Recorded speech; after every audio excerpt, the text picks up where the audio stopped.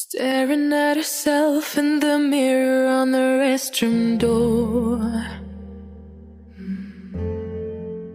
Voices in her head that mirror what she's heard before.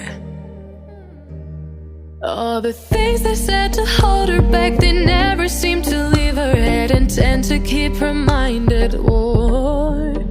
All the things they said to hold her back, they keep her locked inside of all the times when she's been hurt before.